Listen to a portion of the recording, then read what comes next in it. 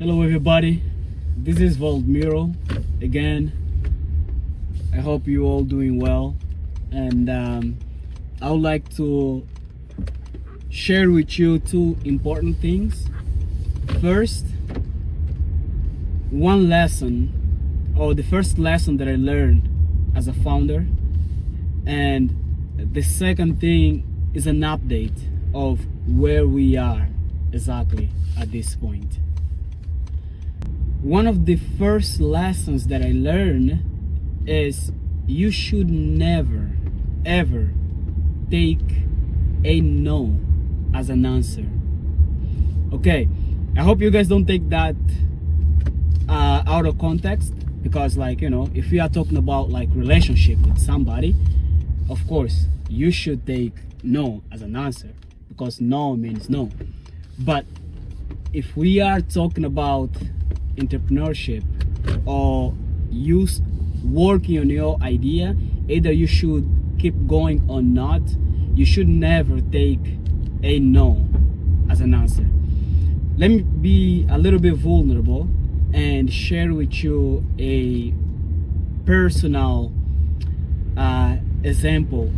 When I started, I realized that the best thing for me before I actually start working full-time on my idea should be participating in startup competition and events where I'm required to pitch my idea or allow other people to judge my idea and my solution. So I received a lot of no's. In fact, I've been receiving more no's than yes. Most of the time, I'm getting no's from people, from investors, and in the very beginning, I was actually getting no's even from those startup or pitch competition. Some of them, they used to say that the ideas that I have, they were not valuable. Which kind of makes sense though. Some of my ideas, they were not good enough, and I accept those no's. But the point is, when I say you should never take no for an answer, I mean that you should never allow a no to define either you should continue or not, because those no's you should be using as motivation to basically take you to, or to help you get those yes. That's the point that I'm trying to make here. You should never allow other people to have that influence on either you should continue or not, because we all just trying to figure things out. Perhaps the person that said no, it was because at that moment perhaps you're not the ideal candidate. It doesn't really mean that your idea is trash. So that's why you should never take a no for an answer. You should keep exploring and you should keep learning, right? So if you do that, you figure that out by yourself, either your idea is a good idea or not.